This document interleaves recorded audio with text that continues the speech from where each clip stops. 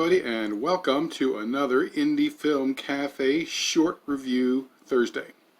And today I am going to be reviewing a movie from 2013 called Boo! It's not the Tyler Perry Medea Boo, you're not going to see me watching that, but it is an independent film from a guy named Luke Jaden, who I guess he's more well known for directing and writing a bunch of shorts. He's a young guy, and I believe Boo is his very first feature film. He's written it and directed it, and actually I misspoke, it's from 2018, not 2013. Excuse me. So I thought I'd check that out. So what is Boo? Well, Boo is, it's a horror film, but I guess it's a horror film, like an urban legend kind of horror film that has sort of ghosts in it, but it's also got a big healthy dose of family drama mixed in there too. So you've got several different things sort of going on at the same time, and basically what's going on is there's this family, this somewhat dysfunctional family in Detroit. They're a mixed race couple, and they have two kids, and they're sort of surviving in the, the corpse of Detroit, as the one character says, even though it actually looks pretty nice there. You don't actually see the bad sections of Detroit. And it's Halloween, and, as the usual, festivities happen, and plus Devil's Night and all that kind of stuff. At the same time, the family, who's ostensibly a very religious one, gets a visit from somebody. The doorbell rings, and the father goes out and he finds this bag of candy, and with it is a little piece of paper that says Boo, and it's got a little ghosty on there and a poem. And basically it's the old chestnut of the chain letter. If you don't pass this on to somebody else, something bad is going to happen to you. Evil spooks are going to get you because evil spooks got nothing else better to do, I presume. So naturally, nobody wants to believe it except for the little kid. And he's the one warning them all the time, oh, you better do it, because all the kids in school say if you get one of these letters and you don't pass it on, the spooks are going to get you.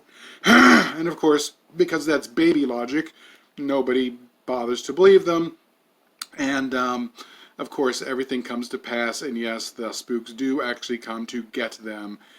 And because the spooks know that these people are all going to act stupid and do just dumbass things, they know they're going to end up winning. And that's kind of really where it goes, in my opinion. It's one of those horror films that kind of depends heavily on characters doing dumb things, or just doing things that, you really just should not do. And that's the kind of thing I usually look for when it comes to a ghost movie. Is I try to look at, what is the internal logic under which these supernatural entities are existing in the world, and are they consistent with it? Now, for the most part, the spooks are pretty consistent. They seem to only very slightly physically, alter the physical reality. They can do things like light fires and, excuse me, they can open doors and close doors, but they can't seem to actually physically harm you. Now, they can make you think they did. They can sort of get into your head and make you cause visions and bad dreams and things like that. Although why people don't quite understand that they're seeing a vision when they're seeing a vision is beyond me. But in any case, their effect on the physical world is fairly limited, although towards the end, one of the characters does get possessed, I suppose, and is able to be utilized by the spirits to sort of do the big finale at the end, which ends up getting everybody except the one kid. And I guess I can go ahead and spoil it, but so was the movie consistent in that? I think so. I think that's pretty good for that part of it. It's just I don't really quite understand why the ghosts are doing ghosts. I mean, they're evil. I mean, are ghosts evil? I mean, I don't believe ghosts exist, first of all, but I watch horror movies because I think it's kind of fun to assume, or fun to think that they do. But I guess ghosts become evil. I mean, if you're a nice person but then you die, your ghost is evil, and it has nothing else better to do in the afterlife but to chase your ass down and make you see horrible dreams if you don't pass on a chain letter.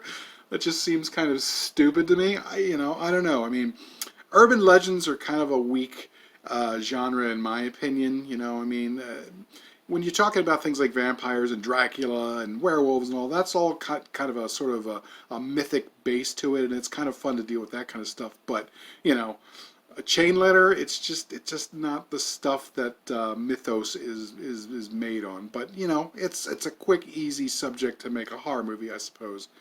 But again, it depends on characters doing things that I mean, for example, when a ghost is trying to scare you and is trying to tempt you into following it down a dark, creepy corridor, why would you go there? Why would you do it? Why would you do the very thing the ghost is trying to get you to do so it can scare you?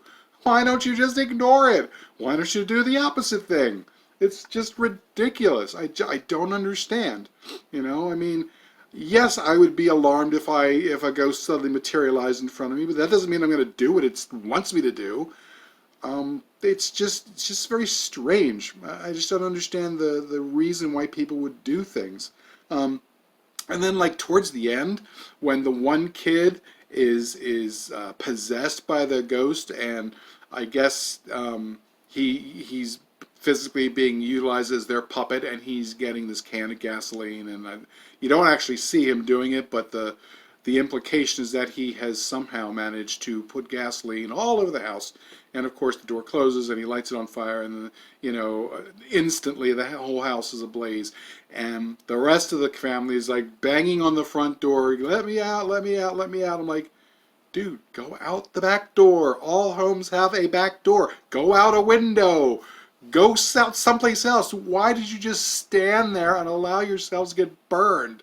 It's just ridiculous. So, yeah, the movie kind of depends on people doing dumb things, and that is a hallmark of not only independent films, but certainly first-time writers and first-time directors.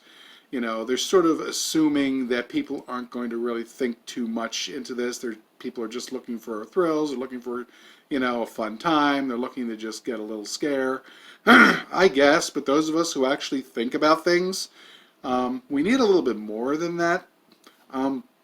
As far as the rest of the film goes, I have to say the direction, for the most part, is pretty good. It's a slow burn kind of a film. It takes a good while. It takes a good hour before shit starts to really happen, and before that, you have to put up with a lot of family drama stuff because, like I said, this is sort of a dysfunctional family, which actually, if you had stuck with the dysfunctional family, being a biracial couple in modern day Detroit and sort of dealing with the issues of that probably would have actually made a decent film. But instead, you got to have all these ridiculous boo moments, and up until the final hour, there's lots of like little bitty things that you see here and there. You might hear things here and there, but that's really about it. So it doesn't really take full flight until later on. Again, I'm not really sure what the ghost's motivation is other than they're bad.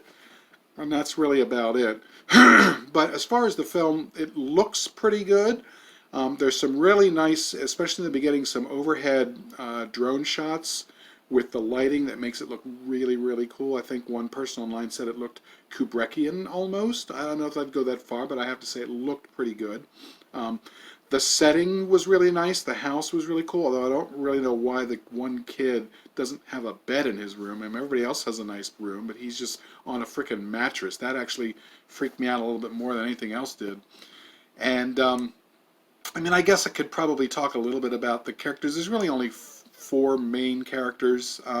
There's Caleb. He's the kid. He's the sort of 12-year-old kid who's, the only one who sees sense in there because, of course, the little kids at school know better than anybody else.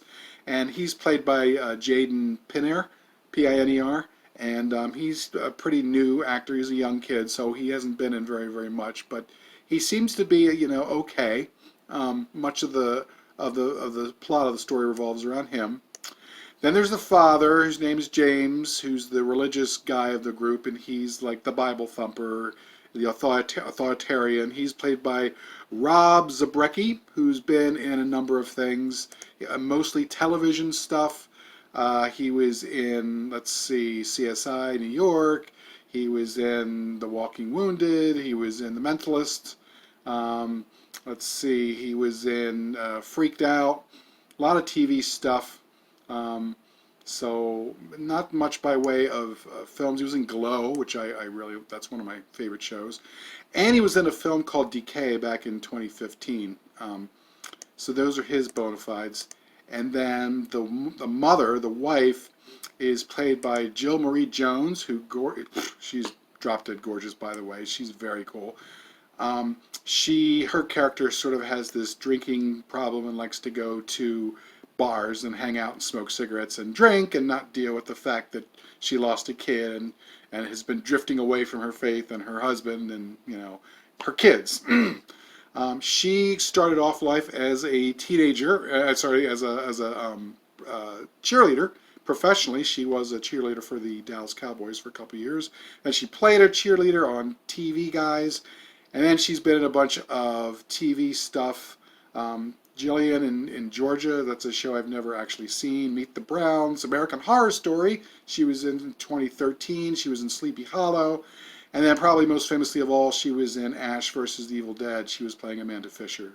So that's kind of where I knew her from. She actually does a pretty good job.